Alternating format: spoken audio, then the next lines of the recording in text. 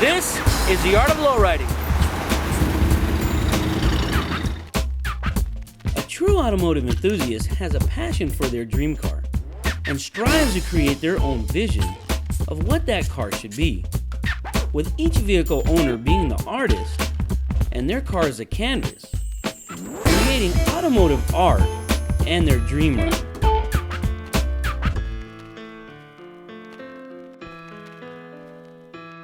On this episode, we'll be visiting Anaheim, California, home of AutoFest, and talking with Eric, owner of a rare 1975 Caprice convertible. I invite you to join me as we uncover the art of lowriding here at AutoFest. I'm here with Eric, owner of this beautiful 75 Glasshouse Rag. Eric, tell us what the car was like when you first got it. Give me a little story on it. Sure. Actually, I got the car from a friend of mine, my friend Mario, actually one of my fellow club members. When I actually got the Rag, it was actually at a point to where it just came out of the paint. Really, no interior in the car, no glass, no bumpers, really just fresh out of the paint.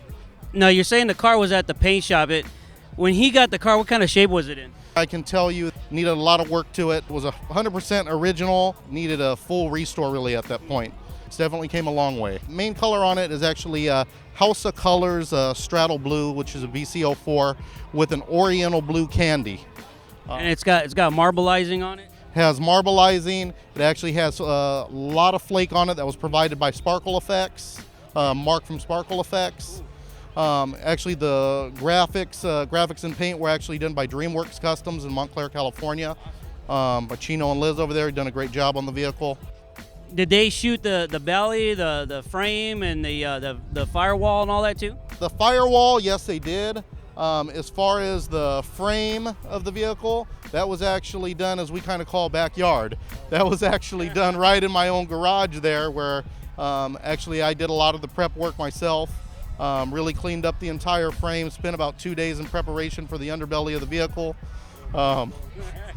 And from that point, I had another local painter, which is a good friend of mine, that actually he ended up coming over. We had the car set up, and he came over and just sprayed it right in my garage. So from that point, what I did is I really just kind of arranged as far as the bumpers and all of the moldings, really laid everything out, made arrangements to get everything into the chromer. And then obviously the polisher, there were some parts that I was missing, very minor pieces, but obviously started searching for those parts. Had to make arrangements to have the car color sanded and buffed, because when it came from the painter, it had never been color sanded and buffed yet. From that point, what I actually did is, the vehicle didn't have the glass in at the time, so I started actually researching, actually found a pretty good deal on the windshield. I ended up getting a windshield for about $200. That was pretty hard to find? Actually, I was actually surprised, because for this car, I thought it was going to be a lot more difficult, but it really wasn't. It was just a matter of I just started really price shopping. One of my goals is I said that I'm not going to tow it to the interior shop. I said I'm going to have the 13s on it, the rims on it, and everything set up, and I'm driving it to the interior shop. So did you already have the engine chromed out and candied and everything by then? The engine actually was chromed out at that time. When the car came from the paint, it did come from the paint, out of the paint, and the motor was already done in there. Yep, we just had to get it actually completed and running the rest of the way. Okay, so what type of engine and tranny does it have in it? It actually has a 400, which is actually the original size block that came with this car, with a regular 350 transmission on it. And then we did do some other modifications, because in order for me to run the skirts on this vehicle, I actually had to change the rear end and actually drive line. Because with the 13.7s, the skirts will not fit on this car with the stock rear end. So I'd actually ran an 80s Caprice rear end.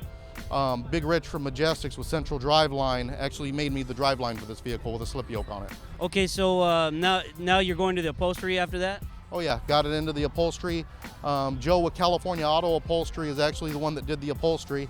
We're talking about a 2-day turnaround there with Joe, and I'll tell you the quality, and as far as the turnaround on it, you just can't beat it.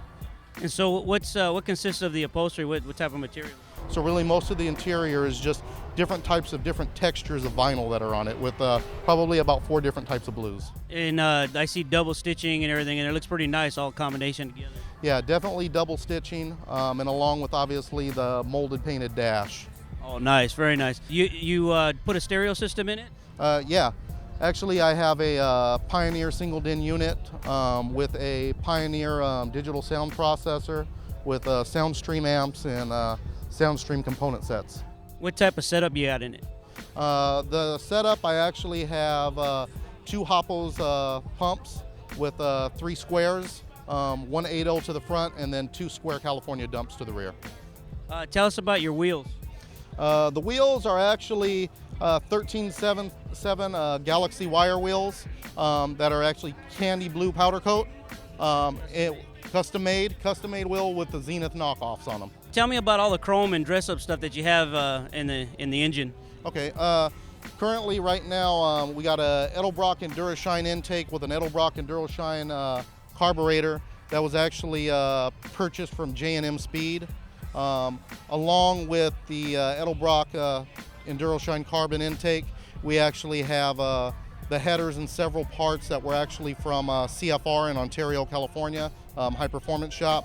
As far as the radiator is a polished aluminum radiator from actually A1 Radiator in Ontario.